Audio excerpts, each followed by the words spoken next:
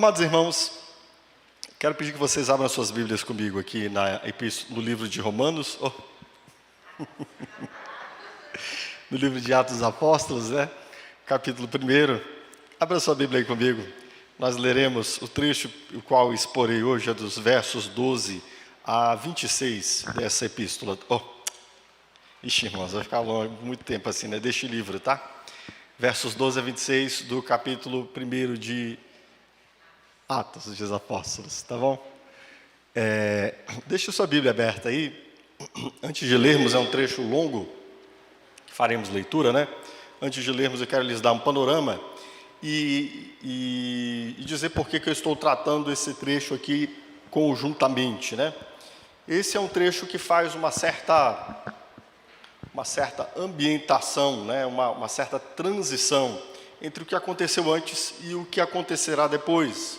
Na verdade, tudo que nós vemos aqui no livro de Atos dos Apóstolos, a realidade daquilo que Cristo prometeu e a realização da experimentação da igreja, começa no capítulo 2, né? Até aqui, então, nós temos... Calma aí, vamos só me ajudar aqui no som? Tem uma coisa aí que não está legal. Estão me ouvindo bem? Estão me ouvindo bem? Eu não sei se é o médio que está demais, o agudo que está demais. Deixa eu ver. Acho que a veludar... Aí, ficou um pouco menos robótico, né? Está melhor assim? Melhorou? Então tá bom. Estão me ouvindo bem, irmãos?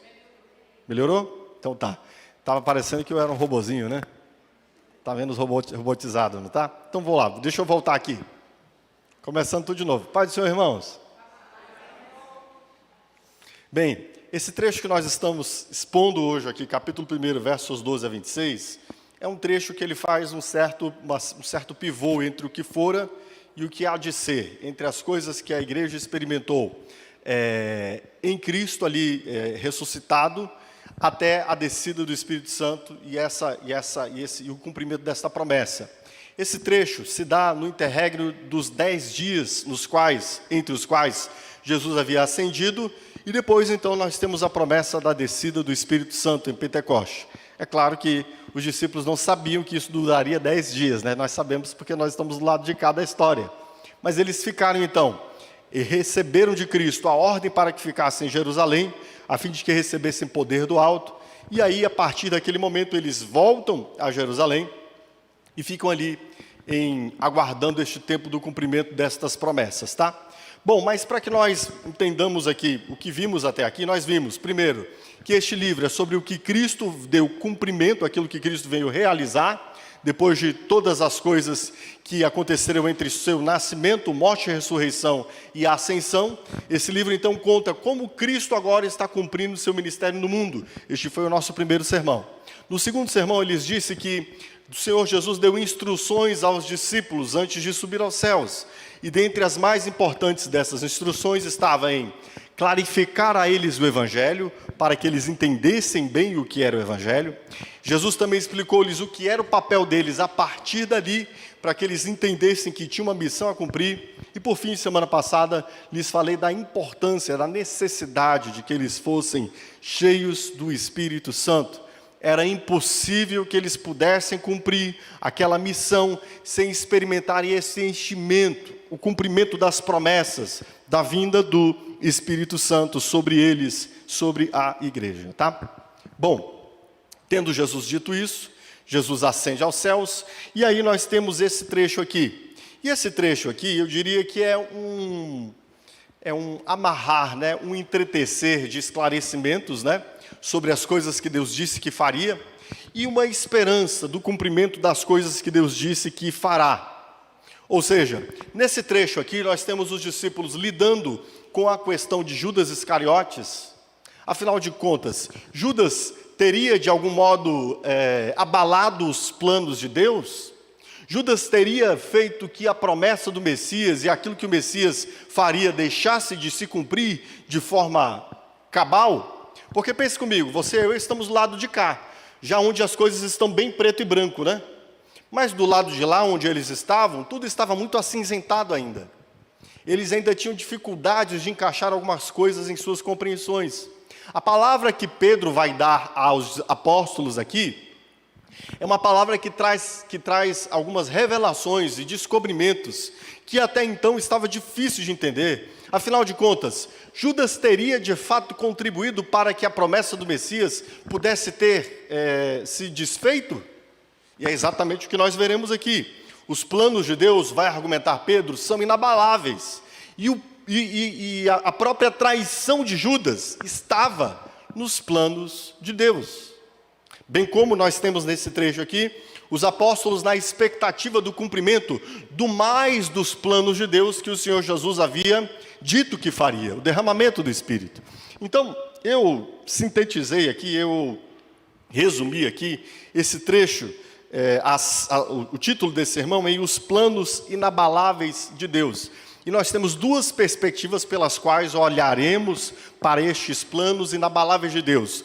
Os planos que Deus já havia realizado e que os discípulos ainda precisavam entender o que acontecera, tá? E os planos que Deus disse que cumpriria, os quais os discípulos ainda estavam aguardando. Mas quer de um modo, quer de outro, o que vemos é que estes planos são inabaláveis. E sob essa perspectiva, vamos ler esse longo trecho? É um longo trecho, né? Então, abra sua Bíblia aí, leiamos Atos dos Apóstolos, capítulo 1, verso 12 em diante.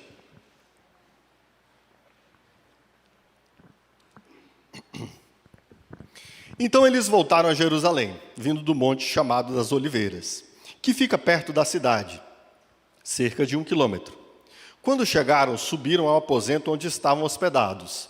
Achavam-se presentes Pedro, João, Tiago e André, Filipe, Tomé, Bartolomeu e Mateus, Tiago, filho de Alfeu, Simão, o Zelote, e Judas, filho de Tiago.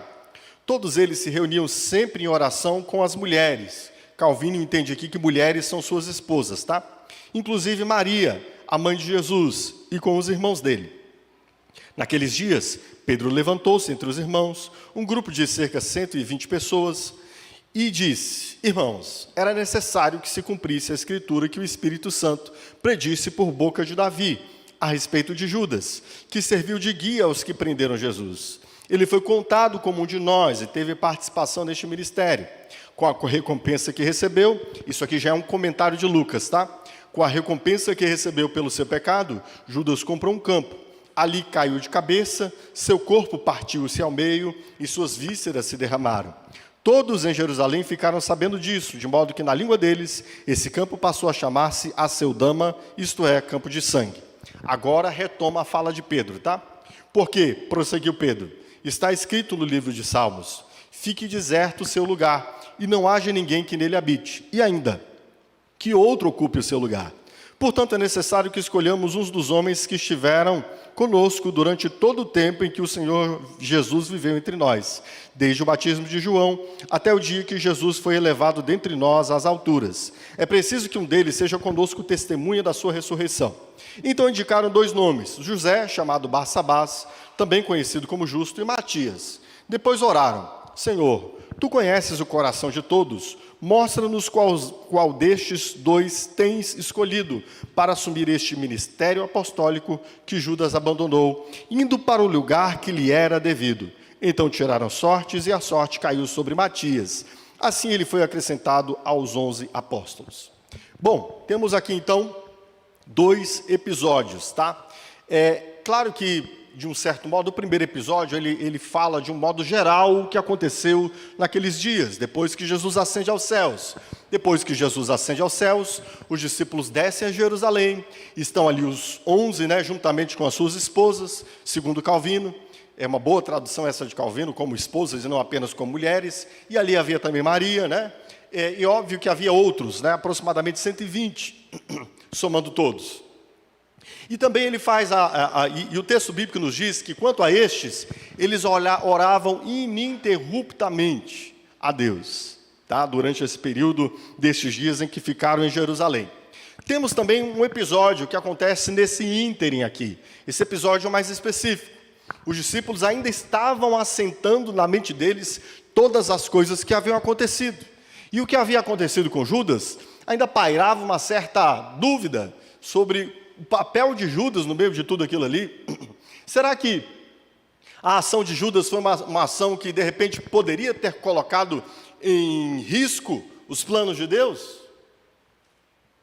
Será que Judas foi uma atuação, um acontecimento que de repente poderia até ter frustrado os planos de Deus? Foi exatamente isso que os discípulos pensaram num primeiro momento. Lembra-se lá dos dois no caminho de Emaús? Vocês não sabem das coisas que aconteceram no nosso meio. Nós achávamos que haveria de ser ele que restauraria Israel, mas aí chegou um X9, um entregão, um traidor, traiu Jesus, e aí aconteceu isso tudo. Ou seja, a ação de Judas, será que foi uma ação que de fato fez os planos de Deus se frustrarem? Essa é uma situação que é levantada aqui, tá? E que é por esse motivo que Pedro acha importantíssimo trazer informação sobre isso. Afinal de contas, Judas era um dos líderes, Judas era um dos apóstolos. É uma tragédia imensa quando um líder incorre em faltas tais quais a de Judas. Não é verdade? É uma tragédia imensa. É algo que abala realmente a igreja. E aqui, certamente, os discípulos estavam abalados, tais quais nós ficamos quando vemos e sabemos de líderes que traem o Evangelho. Líderes que ferem, que maculam, que sujam o Evangelho. E os discípulos ainda estavam precisando digerir estas coisas aqui, tá? Sim, os planos inabaláveis de Deus. Embora pareça não tratar-se disso, é sobre isso que o texto está tratando, nessas duas perspectivas. E aqui eu quero tratar esses dois episódios, eu diria, na ordem inversa em que está no texto, tá? Primeiro, falando da tragédia, do lugar da tragédia no cumprimento dos planos de Deus. A tragédia que foi a traição de Judas, a tragédia de falsos líderes, a tragédia de falsos mestres. Mesmo falsos líderes, mesmo falsos mestres, mesmo estas pessoas, elas não têm o poder de frustrarem os planos de Deus. E mesmo as suas ações têm parte no cumprimento dos planos de Deus. É o que nós vemos aqui, quando Pedro começa a argumentar a respeito daquilo que havia acontecido com Judas. Observe o que está lá no verso 15.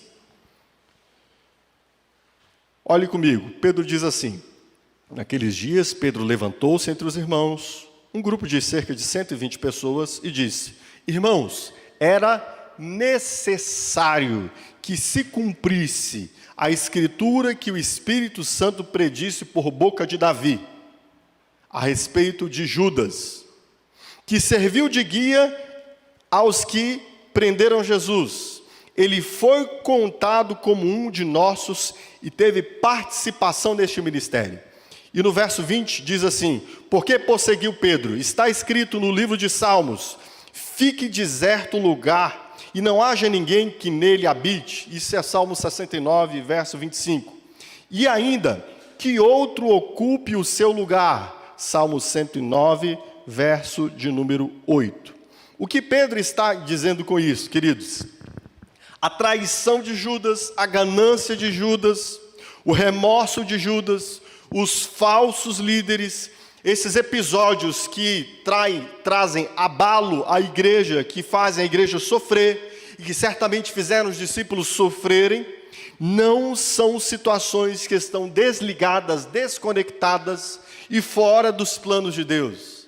Não frustram os planos de Deus, não destroem os planos de Deus, muito pelo contrário. Pedro disse que era necessário que se cumprisse o que a respeito dele estava escrito. Percebe? Deus não ignorava as ações de Judas e Judas não frustra os planos de Deus. É interessante que o próprio Senhor Jesus, lá no capítulo 6, verso 64 do Evangelho de João, o Senhor Jesus diz assim: contudo, há alguns que não creem. Ele está falando dos seus discípulos. E aí João complementa: pois Jesus sabia desde o princípio deles quais não criam e quem o iria trair. É interessante que tem muitas coisas que a gente vê e na aparência que vemos, né, há aspecto de credulidade, de fé, de liderança, de temor a Deus. Mas Jesus olha para aquela multidão que está perto dele e ele sabe os que não creriam e sabe o que o trairia. aquilo que muitas vezes está encoberto aos nossos olhos e que à nossa vista passa aspecto de piedade, né? E depois nós nos escandalizamos. Como é que pode um líder ter agido daquele jeito? Pois bem, estas coisas não estão escondidas dos olhos de Cristo. Ele vê, ele sabe, ele conhece.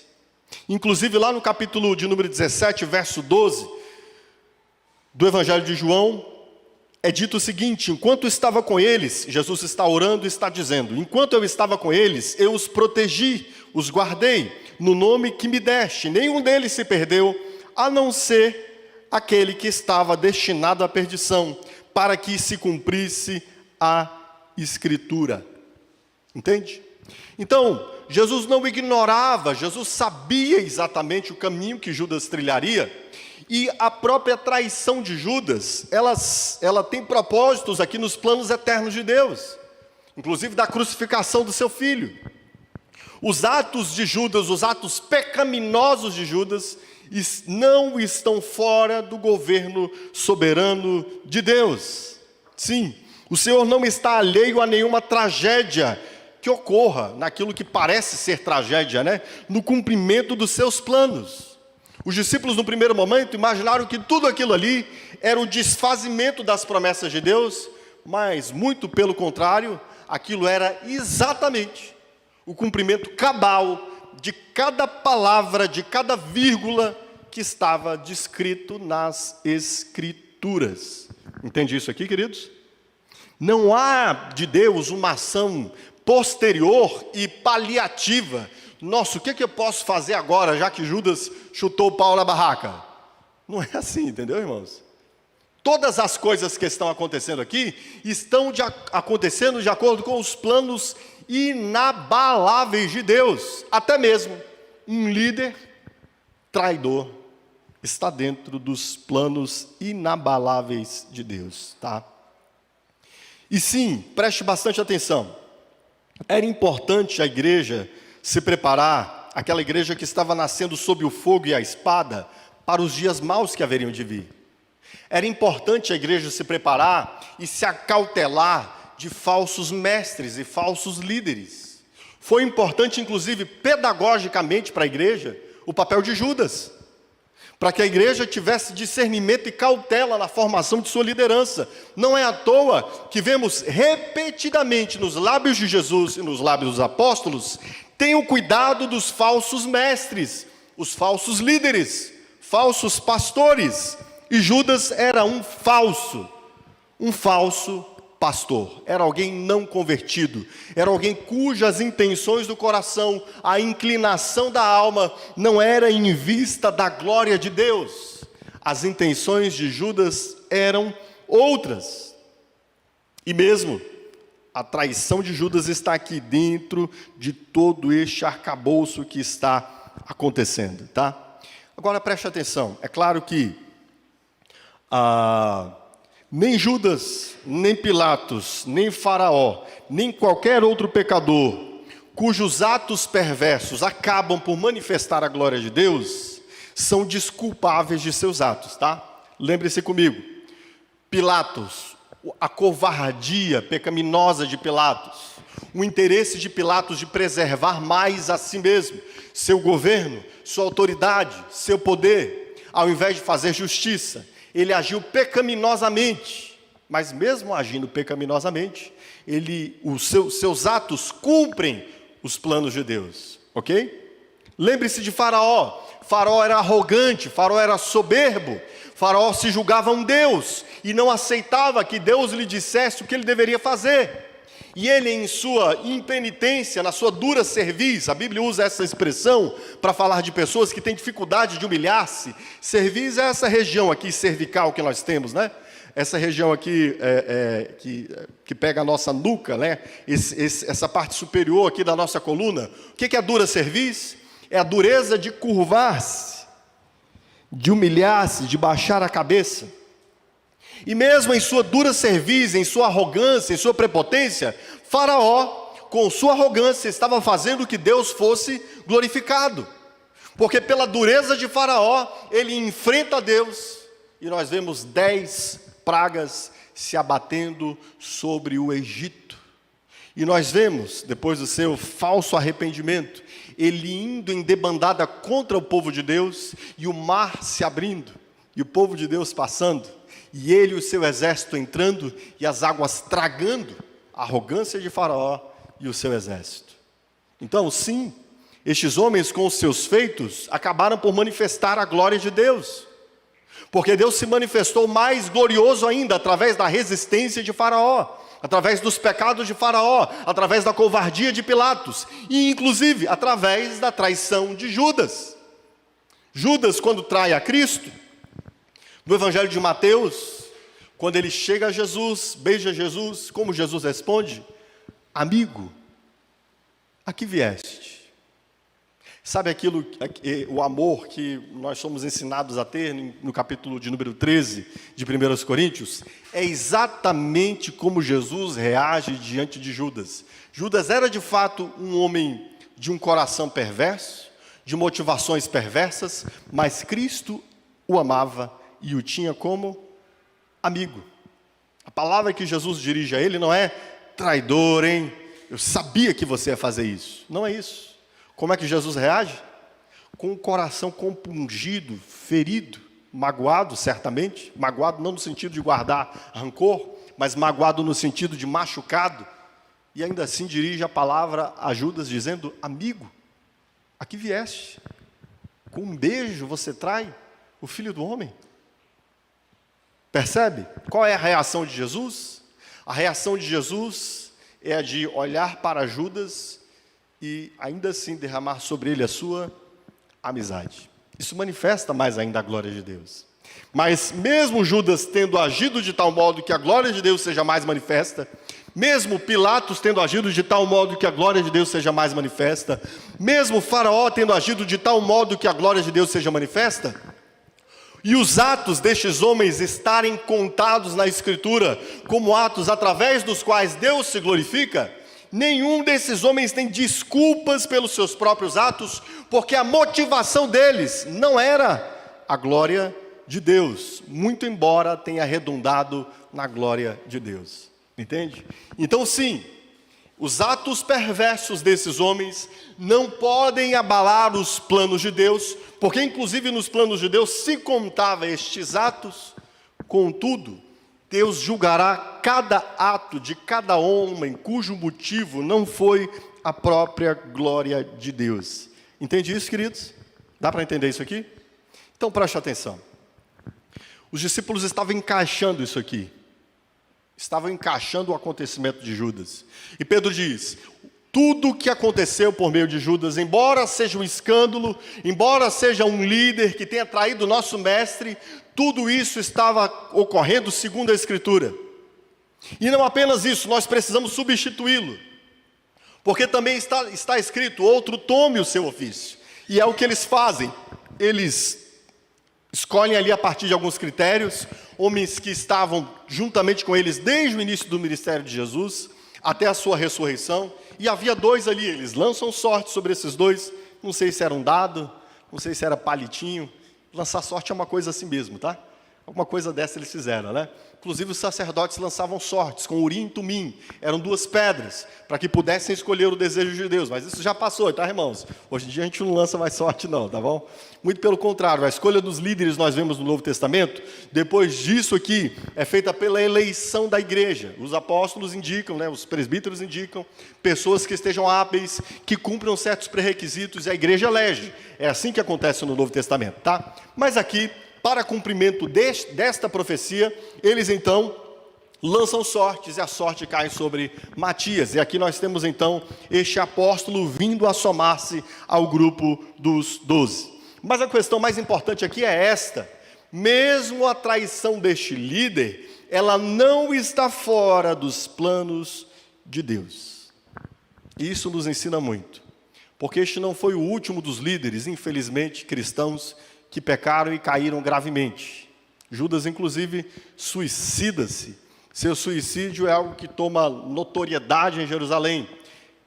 O texto bíblico fala que ele enforcou-se, essa descrição que Lucas faz diz-nos que não apenas isso aconteceu, mas que houve um dado momento em que seu corpo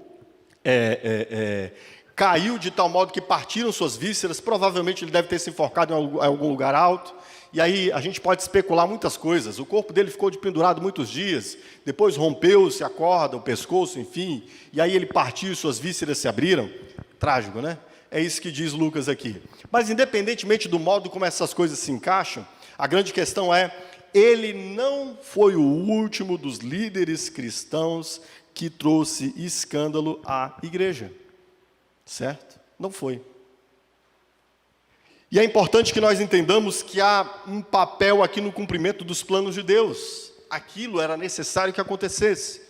Porque quanto maior foi a traição de Judas, maior foi a revelação da integridade e do amor de Cristo, chamando um traidor de amigo. E o texto bíblico, então, nos fala que haveriam outros falsos mestres. E engraçado é que Judas não tinha aparência de um falso líder, né? Quando o Senhor Jesus, na noite em que ele foi traído, ele diz aos discípulos, né? Um de vocês me trairá. Os discípulos apontaram todo mundo para Judas, já sabendo que seria ele de fato? Sim ou não? Não, os discípulos ficaram perguntando, caramba, será que sou eu? Ou seja, dentre eles, não havia ali uma marca na testa de Judas, o traidor. Judas se passava bem no meio dos outros discípulos. Judas se passava bem como um pastor. Judas tinha a aparência de um bom pastor. É claro que você vai interpretando ali nas falas dele, né, no meio do caminho, mas você só vai pegar as falas anteriores depois da tragédia, né? É assim geralmente que acontece com falsos pastores. Você vê más condutas e aí você só depois da tragédia que você fala, então é por isso que acontecia isso, aquilo e aquilo outro, né? É mais ou menos o que acontece com Judas, tá? E de um certo modo eu diria que a Escritura aqui quer nos prevenir. Haverá falsos líderes, haverá falsos mestres, haverá falsos pastores, que aparentarão, né, vestir-se-ão de peles de ovelhas, tá bom? Terão um cheiro de ovelha, falarão evangeliquez, ok? Sabe evangeliquez? Misericórdia, irmão, que bênção, irmão, né? Aí você ouve uma palavra dessa, é crente, né? Fala evangeliquez, é crente. Não, não necessariamente, a ganância de Judas estava dentro do seu coração e ela se manifesta em algum momento. E aqui é importante que o próprio Senhor Jesus nos diz que é necessário que venham escândalos. Contudo, o que diz o Senhor Jesus? Ai daqueles por quem vem o escândalo. Melhor seria atar uma pedra de mó no pé e lançar-se no meio do mar. Mas mesmo nos escândalos que podem vir a acontecer na igreja, deixa eu te dizer uma coisa, estas coisas não acontecem fora do governo soberano de Deus. Deus permite muitas vezes que seu povo tenha falsos líderes, falsos pastores. Tá, e tem pastores imaturos também, tá? Não coloquem eles na categoria dos falsos, tá bom? Porque pastor é gente em crescimento também, né? Então, o pastor não vai acertar sempre, tá bom, irmãos? O pastor não é um ser perfeito, ok? É igual você, tá bom? Caído em Adão igual você. Mas, separando as coisas aqui, pastores imaturos de falsos pastores, mesmo falsos pastores, ocorrerão no meio do povo de Deus, e nenhuma de suas atuações estará fora do governo soberano de Deus, tal qual aconteceu com Judas. Há muitas coisas que nós precisamos aprender, crescer e experimentar, que nós só teremos como experimentá-lo, crescer e aprender, às vezes passando por algumas tragédias, como são estas tragédias de falsos líderes, irmãos. Certo? Eu me recordo que ali entre os meus primeiros pastores, tive um que tinha uma segunda família. Já contei esse episódio para os irmãos, né? Tinha aparência de, né? Tinha uma boa aparência, uma aparência ali cristã e tal. Ele pegava no microfone, 5 minutos e já estava começando a falar em línguas, né? Já estava 5 minutos, já estava falando em línguas, ficando vermelho, e o povo, né, se animava e tal. Ok? E aí depois descobrimos, alguns anos depois, que ele tinha uma segunda família. Irmãos, preste atenção, não é um adultério, tá? Só. É uma segunda família. É claro que um adultério já é algo gravíssimo, né? Mas alguém que há muito, uma segunda família fala de alguém que está há muitos anos vivendo numa vida dupla.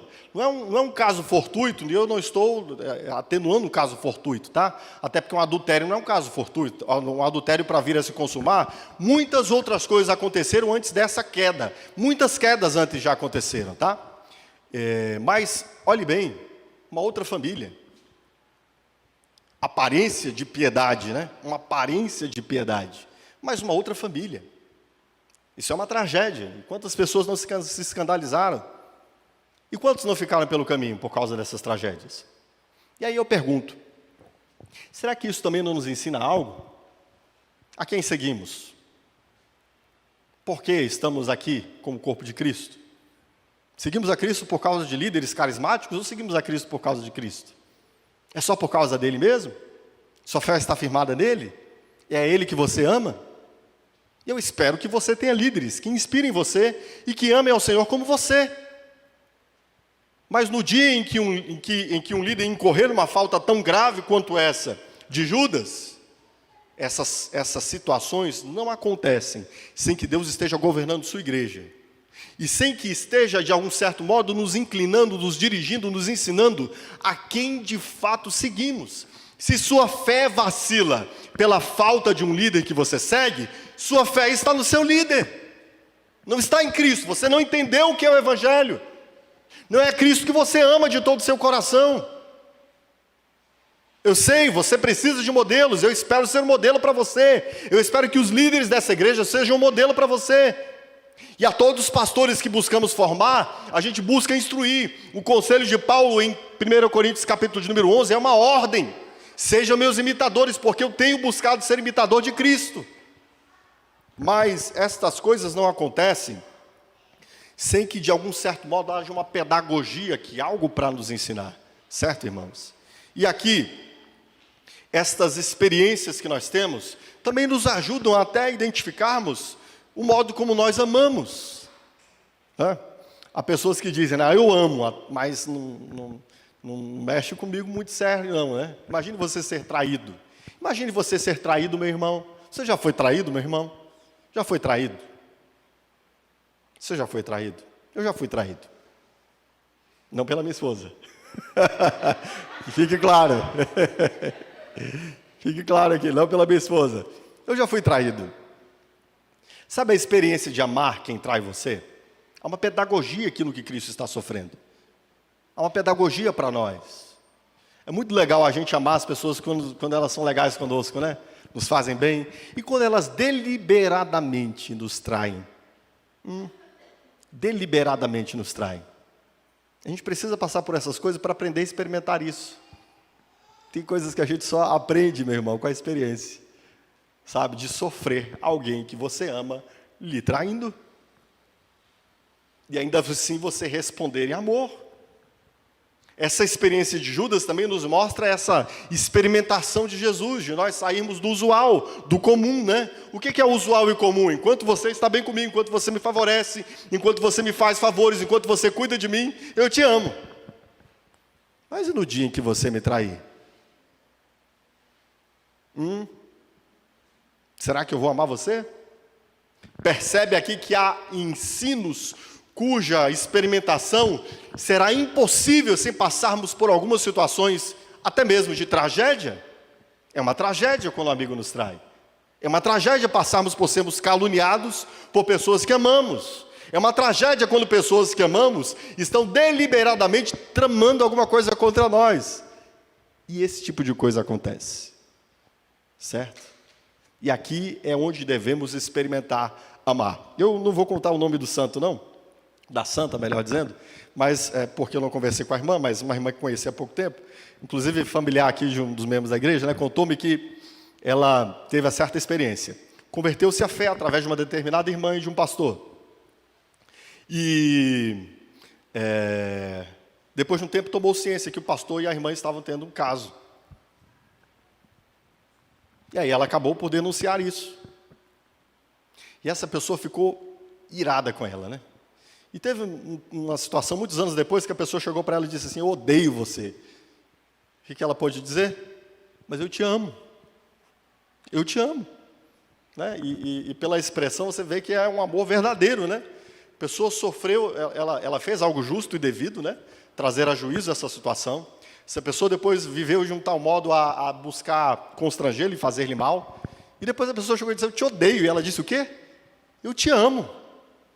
Como é que a gente transforma situações assim, queridos, né? Onde nós somos ofendidos nessa experimentação de amar? Como é que é possível isso? Olhando para como Cristo experimentou Judas na cruz, ali, próximo da cruz. Amigo, para que vieste? Amigo, olha a expressão de Jesus, amigo.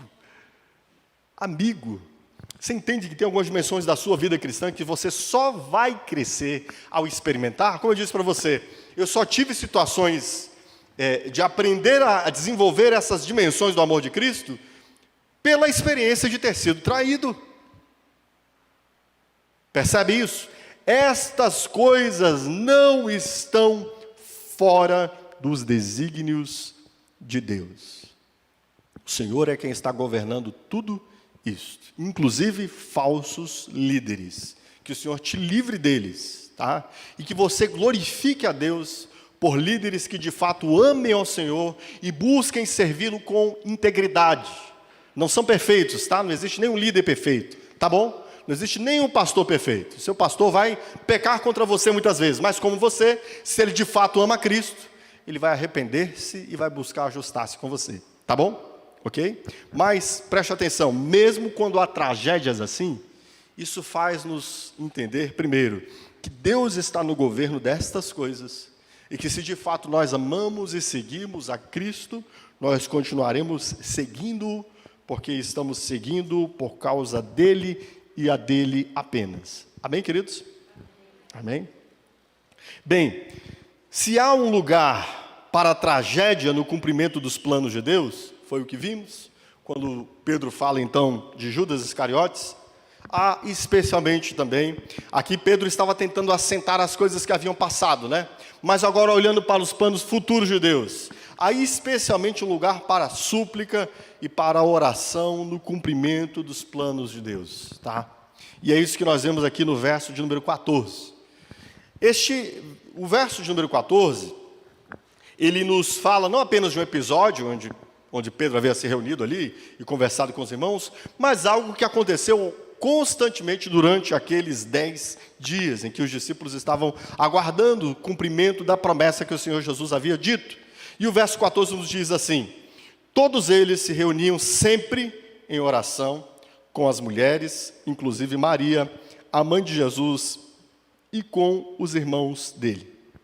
Bom, deixando de pensar agora naquilo que havia passado, que eles estavam tentando encaixar na mente deles como havia acontecido, agora olhando para frente, para as promessas e os planos que Deus disse que realizaria.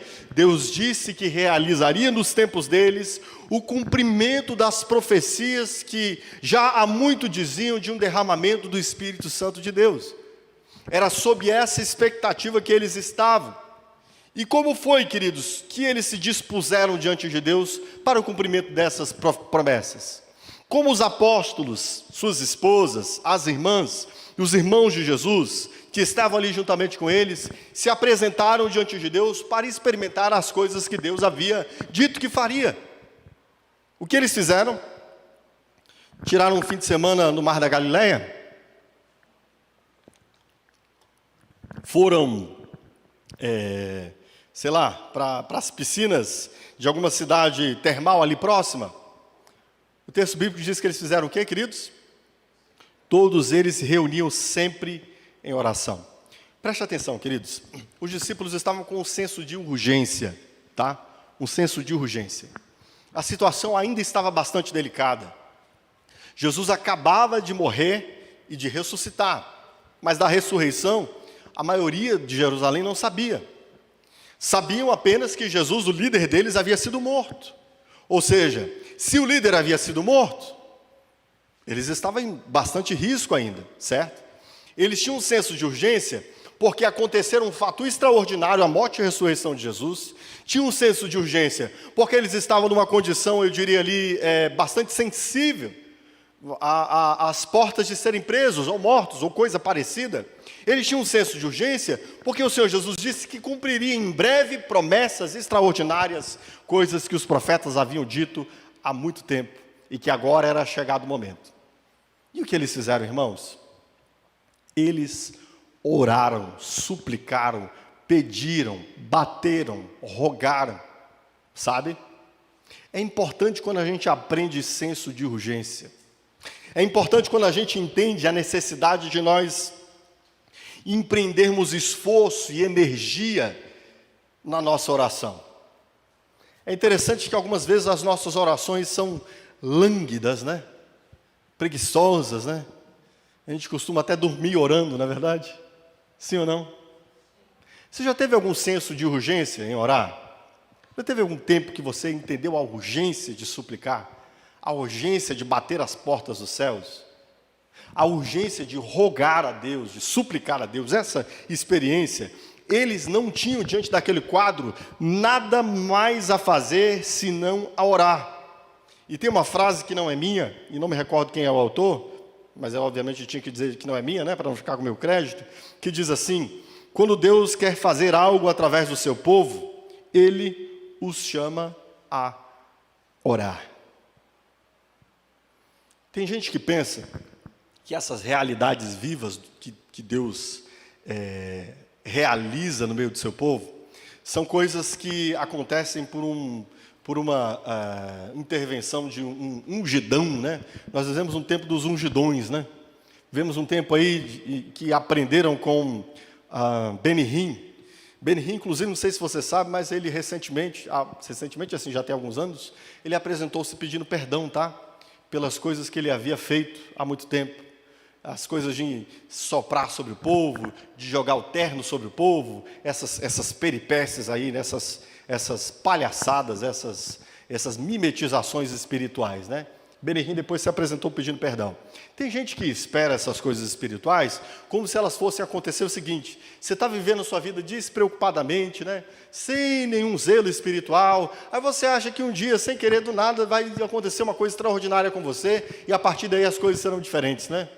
Não, Deus não faz assim. Quando Deus quer chamar seu povo a ter experiências profundas de si, Ele começa chamando o seu povo a orar, a entender a urgência, a aprender a suplicar, a olhar para a Escritura e os olhos brilharem e pensarem: caramba, Senhor, isso pode ser comigo, né? Será que o Senhor quer fazer isso comigo? Será que o Senhor quer fazer isso nos meus dias? Será que o Senhor quer fazer isso na minha vida? Esses discípulos já haviam ouvido, o Senhor Jesus já havia dito a eles que cumpriria essas promessas nos dias deles. E a súplica alinha, preste bem atenção, não é que a nossa súplica, nosso rogo, a nossa oração, ela faz que Deus que esteja lá de repente impassível, né? Não, eu vou ficar quieto aqui, eu só saio daqui se alguém mexer comigo. Não é isso. Não é que Deus está impassível ali, né? Tem gente que diz, né? A oração move a mão que move o mundo. Não é que a nossa oração pega a mão de Deus e diz: agora Deus, estende sua mão para mover o mundo. Não é isso, tá? A súplica, ela alinha os nossos corações aos planos de Deus, às coisas que Deus quer realizar. E a súplica nos faz entender a nossa completa dependência do Espírito Santo de Deus para que essas coisas se cumpram. Quando nós começamos a orar, quando nós começamos a suplicar, não é que Deus se move, somos nós que nos movemos, entende? Deus já está dirigido nessa direção e nesse propósito. A partir dali, é o nosso coração que está alienado, nosso coração que está insensível, nosso coração que está mudo, que está surdo, é que passa a ouvir, é que passa a se tornar sensível às coisas que Deus está fazendo. É interessante como às vezes nós ignoramos as coisas que Deus está fazendo, como Deus está passando na nossa frente, diz o nordestino, né? Esfregando na nossa cara, e nós estamos insensíveis. O profeta Ezequiel viveu isso no seu tempo. Ele pregava, ele anunciava, e Deus estava falando por sua voz, e o povo: é legal esse cara pregando, né? Ele tem uma palavra diferente, né? É igual hoje, né? As pessoas estão atrás de piadas, as pessoas estão atrás de uma coisa que lhes divirta, estão atrás de entretenimento. E muitas vezes nós estamos buscando nos entreter com as coisas de Deus. Mas quando nós começamos a orar, nós começamos a nos alinhar. Nosso coração começa a se inclinar. Nós começamos a entender a nossa dependência. E o Senhor Jesus, os apóstolos certamente estavam lembrando-se da insistência com a qual o Senhor Jesus havia instruído seus discípulos a orarem pelo Espírito Santo. Por uma vida cheia do Espírito Santo, plena do Espírito Santo. Lá no Evangelho de Lucas, diferente dos demais evangelhos, quando o Senhor Jesus, Lucas registra que Jesus orientou os discípulos sobre a oração, que nós conhecemos, a oração modelo, a oração do Pai Nosso, logo em seguida, aqui no capítulo 11 de Lucas, a partir do verso 5, nós temos o seguinte, abra sua Bíblia comigo, abra sua Bíblia aí, capítulo 11 de Lucas, a partir do verso 5.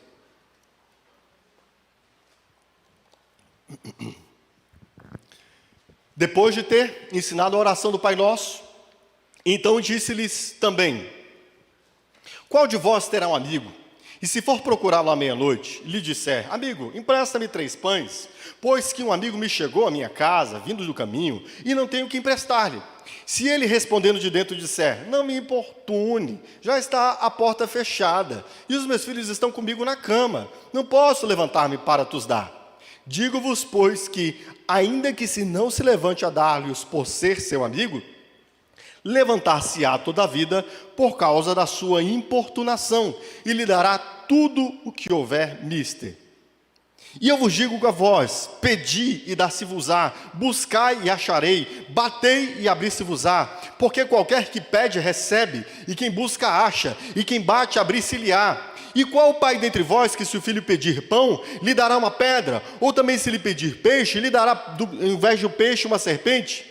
Ou também, se lhe pedir um ovo, lhe dará um escorpião? Pois se vocês, sendo maus, sabem dar boas dádivas aos vossos filhos, quanto mais o Pai Celestial, o Espírito Santo dará àquele que lhe pedirem. De quem está falando o Senhor Jesus? Do Espírito Santo. O que está ensinando o Senhor Jesus? Insista, bata, peça, seja persistente, não faça uma oração preguiçosa, não faça uma oração de um dia só, não faça uma oração de um momento só. Insista, suplique. Você sabe o que é suplicar? É isso que o Senhor Jesus está dizendo. Não é uma oraçãozinha de 15 minutos no início do dia, quem sabe por 50 anos, não é isso. É súplica, é bater, é pedir, é rogar, até que. Você já rogou até que? Você já pediu até que? Você já chorou até que? É disso que o Senhor Jesus está falando. O que você acha que os discípulos estavam fazendo ao longo daqueles 10 dias? Certamente essas palavras voltaram à memória de Jesus. Caramba, como se fosse um vizinho, tarde da noite, e eu fosse lá incomodar. Por favor, você tem alguma coisa aí? Não enche meu saco. Eu já fui dormir, meus filhos também. Me ajuda, eu vou passar vergonha com a minha visita. Não me deixa aqui do lado de fora de mãos vazias. Cara, mas você é chato, hein? Deixa de ser inoportuno. Por favor, nossa amizade. Há quanto tempo a gente é amigo? É disso que Jesus está falando. É nestas coisas que os discípulos estão pensando. Entende? Se vós, sendo maus, sabeis dar boas dádivas aos vossos filhos, quanto mais dará o Pai Celestial, o Espírito Santo, àqueles que lhe pedirem. Irmãos, essa presença poderosa e viva, esse derramamento do Espírito Santo sobre as nossas vidas, é a experiência mais extraordinária que você pode ter na sua vida. É a maior riqueza de Deus que você pode receber na sua vida. Sim, todos os cristãos têm o Espírito Santo de Deus, tá? Mas eu lhes disse semana passada, sim, nós podemos entristecer o Espírito Santo de Deus, ok? Podemos entristecê-lo. Nós podemos considerar outras coisas, maior riqueza, maior beleza, maior bem. Nós precisamos, disse o apóstolo Paulo em Efésios capítulo 5, né? Capítulo 5, nós precisamos experimentar aquilo que Paulo diz, né? Mas deixai-vos ser cheios do Espírito Santo de Deus. Existe uma condição da vida do cristão que é uma vida cheia do Espírito Santo de Deus. E era exatamente isso que o Senhor Jesus disse que faria com os apóstolos. Semana que vem vou lhes explicar a diferença, né? Porque é claro que Pentecoste é um evento único. É um evento de avivamento. E também é a primeira vinda do derramamento do Espírito sobre a igreja. Às vezes a gente faz confusão entre uma coisa e outra, achando que os nossos dias são os mesmos dias dos apóstolos, e não são. Mas uma coisa é a mesma nesses nossos dias. Que coisa? Ainda há a promessa do derramamento do Espírito Santo sobre a igreja, para que a igreja cumpra a missão de ser testemunha de Jesus. E o que os discípulos estavam fazendo? Eles estavam batendo insistentemente à porta, irmãos. Não é aquela oração preguiçosa, sonolenta, aquela oração, sabe? Não era essa oração. Eles estavam insistindo, batendo, tarde da noite, à porta do seu Senhor, suplicando. E nós precisamos entender esse senso de urgência, a importância de suplicarmos. Quando eu olho para a Escritura, vejo o episódio em que Moisés, depois de o povo ter pecado contra Deus, erigido um ídolo, Moisés desce e o Senhor Deus diz para eles: eu não vou mais com vocês, não vou mais, vocês vão herdar a terra prometida, mas eu não irei no meio de vós, e vou enviar um anjo para ir com vocês, porque se eu estiver no meio de vocês, eu vou destruir vocês. E o que Moisés faz? Moisés insiste, Moisés busca, Moisés clama, ele abre a tenda fora do arraial, e lá na tenda insistentemente ele passa dias dizendo: Senhor, eu não vou se o Senhor não for comigo, se tua presença não for conosco, eu não vou, eu não posso. Afinal de contas, o que nos separa, o que nos distingue é a tua presença no meio de nós. O que será de nós se nós sairmos daqui e o Senhor não for conosco? Eu não vou. Olha o que está escrito em Deuteronômio capítulo de número 33, Êxodo 33, a partir do verso 33, a palavra de Deus nos diz assim, a partir do verso 7, a palavra de Deus nos diz assim, verso 1 mesmo, calma aí, irmãos, a anotação aqui ficou esquisita. Capítulo 33, a partir do verso 1. Depois ordenou o Senhor a Moisés: sai deste lugar com o povo que você tirou do Egito, e vá para a terra que eu prometi como juramento a Abraão, Isaque e Jacó, dizendo: eu a darei a seus descendentes. Mandarei à sua frente um anjo, e expulsarei os cananeus e os amorreus, os hititas, ferezeus, jebuseus. Vão para a terra onde mana leite e mel. Mas eu não irei com vocês, pois vocês são um povo obstinado, e eu poderia destruí-los no caminho. Quando o povo ouviu isso, tais palavras terríveis, começou a chorar, e ninguém usou enfeite. Isso porque o Senhor ordenara a Moisés: vocês são um povo obstinado, se eu fosse com vocês, os destruiria. Bom, depois disso, então, Moisés, ele monta a tenda. A partir do verso 7, diz-nos que Moisés montou a tenda fora do acampamento, e ele ficou ali um longo período, suplicando a Deus, rogando a Deus. E nós temos uma dimensão disso que aconteceu ali neste período, a partir do verso de número 12. Disse Moisés ao Senhor: tu me ordenaste conduzir esse povo, mas não me permita saber quem enviarás comigo. Disseste: eu conheço pelo nome, e de você tenho me agradado. Se você me vê com agrado, revela-me os teus propósitos, para que eu te conheça e continue sendo aceito por ti. Lembra-te de que essa nação é teu povo. E o Senhor respondeu a Moisés: eu mesmo o acompanharei e lhe darei descanso. Então Moisés lhe declarou: se não fores conosco, não nos envie. Moisés começa argumentando com Deus: caramba, Deus, o Senhor me disse que eu sou teu servo, e o Senhor está dizendo que não vai conosco. E o Senhor diz: tá bom, eu vou com você. E Moisés diz: não, Senhor, se o Senhor não for conosco, não me envies. Eu quero que o Senhor venha conosco. Como você saberá que eu e teu povo podemos contar com o teu favor, se não nos acompanhares? Quem mais poderá distinguir a mim e a teu povo de todos os demais da face da terra? E depois no verso 17, o que é que o Senhor diz? Farei o que me pede, porque tenho me agradado de você e conheço você pelo nome. Meu irmão, você precisa ter essa experiência.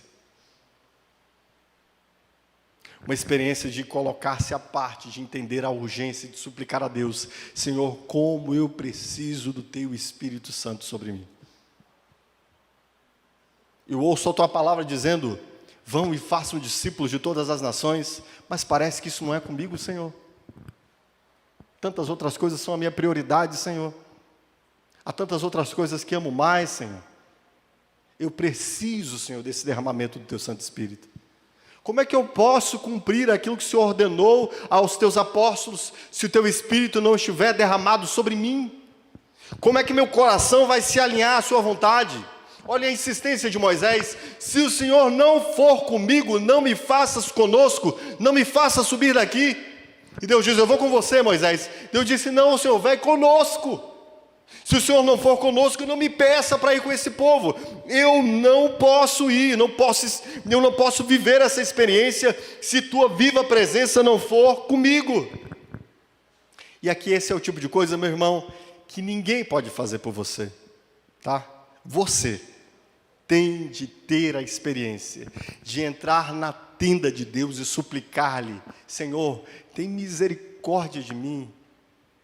Como é que eu posso experimentar, Senhor, esse derramamento do Teu Espírito? Vem sobre mim, Senhor. Essas coisas que o Senhor fez aos Teus servos do passado, faz em mim, Senhor. Me deixa experimentar isso aqui. Eu quero viver isto. Eu quero experimentar isto. Bater até ser ouvido. Suplicar até encher o chão de lágrimas. Já teve uma experiência dessa? Quando entendemos a grandeza do que temos a fazer, nós somos constrangidos a orar, queridos. Nós temos algo grandioso que Deus ordenou à sua igreja, tá? E, especialmente, a nossa súplica deve ser por essa plenitude do Espírito Santo. Quando o Espírito Santo se derrama sobre nós em plenitude, as outras coisas no nosso coração são arranjadas, meu irmão. São arranjadas. São reordenadas, são redirecionadas. Nós passamos a súplica, alinha nosso coração aos planos de Deus, e nós passamos a entender a nossa completa dependência da atuação de Deus para que cumpramos seus propósitos. Batei e abrir-se-vos-á, pedi e dar-se-vos-á, buscai e achareis. É o que o Senhor Jesus disse. Você tem de experimentar isso. Quando eu olho para a história da igreja, eu vejo dias extraordinários, e assim, isso acontece às vezes com um cristão em particular, isso acontece às vezes com uma igreja em particular, isso acontece às vezes com uma nação em particular. O que nós chamamos de história dos avivamentos, e há avivamentos acontecendo na história da igreja, são experimentações da igreja desse derramamento do Espírito Santo. Ixi, a água acabou. São experimentações da igreja desse derramamento do Espírito Santo.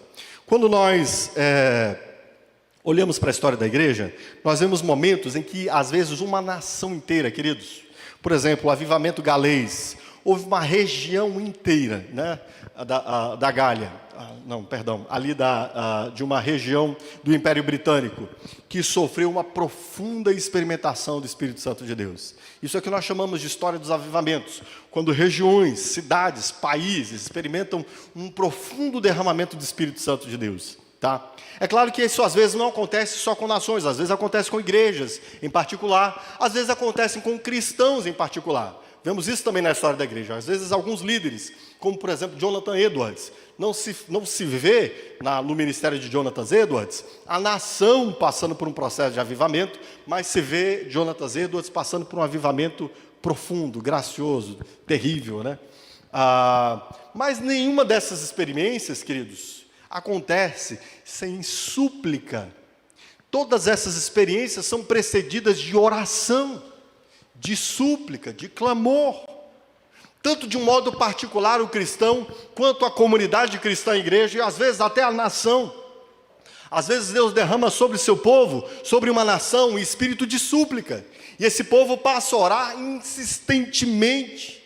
A oração traz esse povo a confissão de seus pecados. E adivinha o que acontece quando há a escritura, a oração e a confissão? Há derramamento, a abundância do Espírito de Deus, sabe? E não é coisa de performance, não é, e semana que vem eu vou falar sobre isso, tá? Não é coisa de para show, não é isso.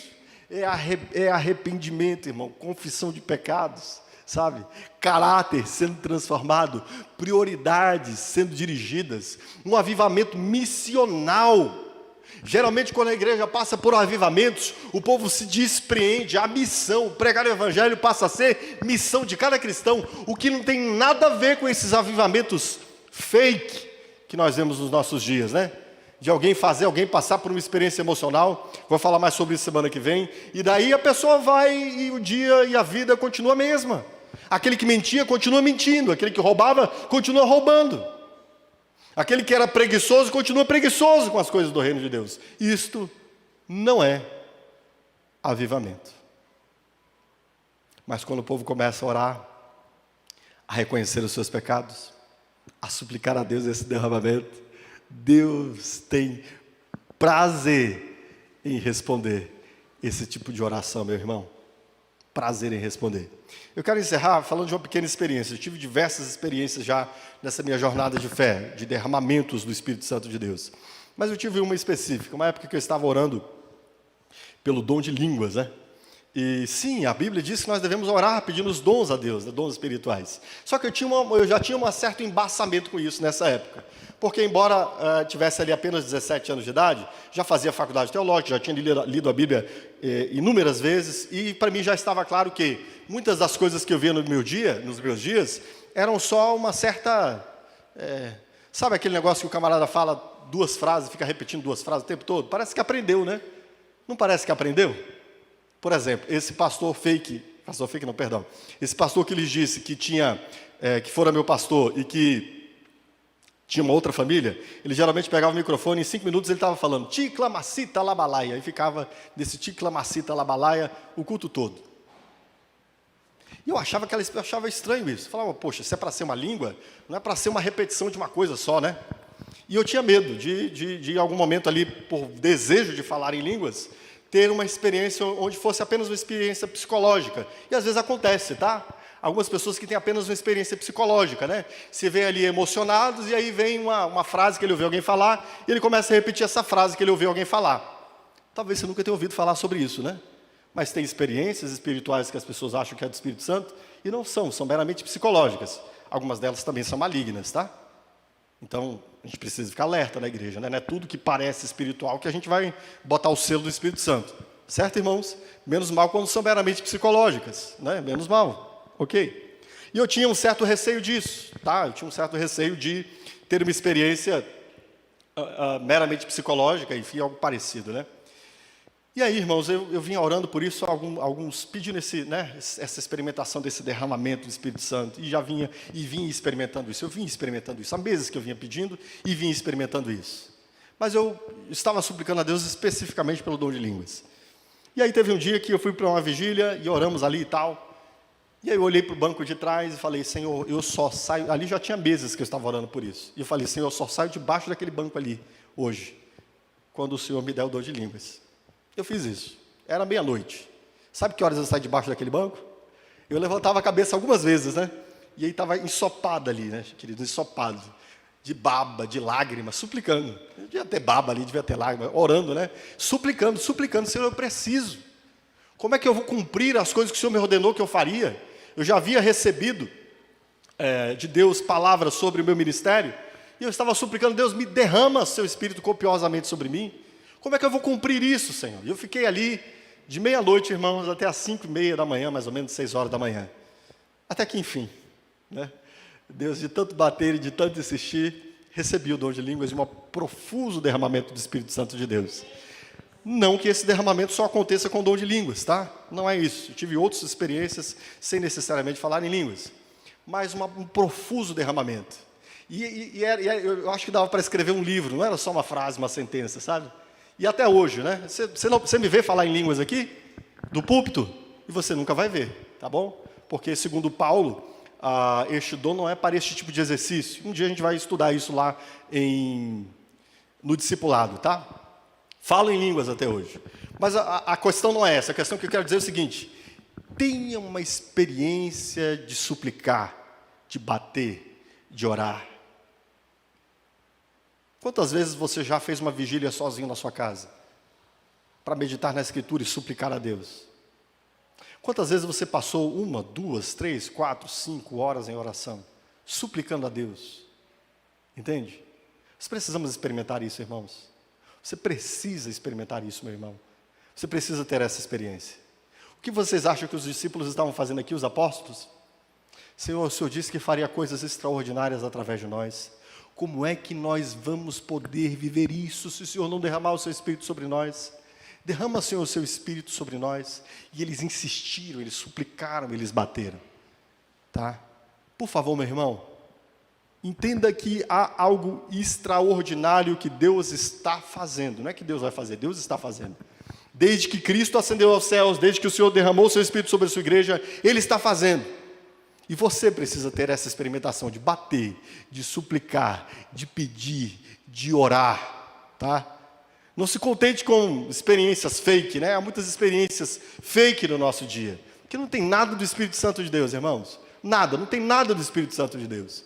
Quando o Espírito Santo de Deus vem sobre nós, a conversão, a confissão, a quebrantamento, a temor, a amor, a um profundo desenvolvimento, um desejo de servi-lo, de amá-lo, de dar sua vida a Ele. Você quer ser um sacrifício vivo no altar dEle. Você quer que sua vida seja dirigida por Ele, para a glória dEle. Seus pecados lhe constrangem, você não quer viver mais de um modo que o desagrada. Esta é a visitação poderosa do Espírito Santo de Deus. E a súplica, a oração, ela faz parte dos cumprimentos dos planos de Deus. E eu quero chamar você a começar a orar. Não estou dizendo que você tenha... E eu vou dizer para você o seguinte, tá? Preste atenção. Eu disse para você que eu já estava há meses orando, não é? Estava há meses orando especificamente sobre isso. E você fala, pastor, mas ficar 5 horas orando? Nunca vou conseguir isso. Não é isso, não. Não estou pedindo você começar a orar amanhã 5 horas, não. Não é isso, não. Mas comece a pedir, Senhor, por favor, inclina meu coração a Ti. Senhor, faz Tua vontade em mim, deixa eu viver essas coisas que o Senhor disse que o Senhor fez no meio dos apóstolos. Eu não disse para você que nós estamos no capítulo de número 29 de Atos? É isso. E quando você começa a orar assim, você começa a orar por 10 minutos, por 20 minutos, por 1 hora. Quem sabe um dia você não baterá e suplicará por muitas horas, até que isso se responda sobre você. Amém? Você precisa dessa experiência. E quando eu disse, eu falei de Jonathan Edwards, né? Jonathan Edwards, ele conta de uma dessas experiências dele. Um dia que ele estava cavalgando e ele deixou o seu cavalo pastando e ele foi orar. E por algum tempo ali orando, suplicando, rogando a Deus, o Espírito se derrama sobre ele de um modo extraordinário. E ele vê Cristo como ele nunca havia visto. Experimenta as coisas que ele pregava a respeito de Cristo, de um modo como ele nunca havia experimentado. A oração é o meio pelo qual nós suplicamos a Deus, rogamos a Deus, e o nosso coração começa a se alinhar à dependência absoluta que nós temos do Espírito Santo de Deus. E quando nós começamos a orar assim, Deus ama responder orações como essas. Amém, irmãos? Coloque-se em pé. Os discípulos estiveram orando. Comece a orar, por favor, meu irmão. Senhor, como eu preciso do Teu Espírito derramado sobre mim. Senhor, como eu preciso alinhar meu coração àquilo que o Senhor estava fazendo com os Teus apóstolos. Faz comigo, Senhor. Faz comigo. Como o Senhor fez com Pedro, faz comigo. Como o Senhor fez com a Paulo, faz comigo. Como o Senhor fez com Barnabé, faz comigo. Alinha meu coração, converte meu coração. Comece a suplicar por isso. Ore por isso. Senhor, quando o Senhor quer realizar coisas extraordinárias no meio do seu povo, o Senhor começa nos despertando a orar. E foi isso que os Teus discípulos entenderam naqueles dias. Eles começaram a bater, a suplicar, a rogar. Eu peço a Ti, em nome de Jesus, traz no Senhor um espírito de quebrantamento. Dá-nos senso de urgência. Faz que entendamos, Senhor, que aqui, já transformados pelo Teu Evangelho, nós precisamos viver cheios do Teu Santo Espírito, Senhor. Nós não queremos apenas ouvir a história dos nossos antepassados, nós não queremos apenas ouvir a história dos apóstolos, a história dos avivamentos, mesmo a história da nossa igreja renovada, que nasce no momento de avivamento. Nós queremos isso para os nossos dias, Senhor.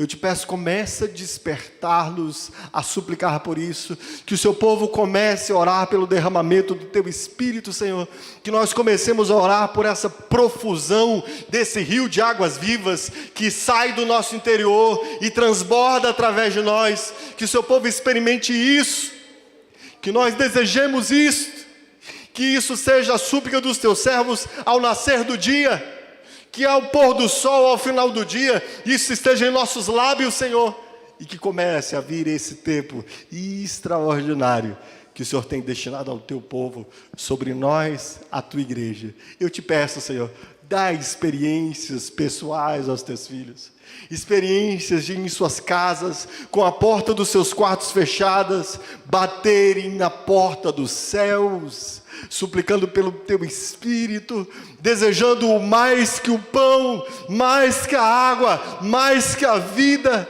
Traz, Senhor, sobre nossos corações esse desejo do teu Espírito como a coisa mais importante e necessária de nossas vidas. É a minha súplica a ti. Inicia, Senhor. Grava no coração dos teus servos essa oração hoje, aqui. É o que eu te peço, em nome de Jesus. Amém? Aplauda o Senhor, querido. Deus te abençoe.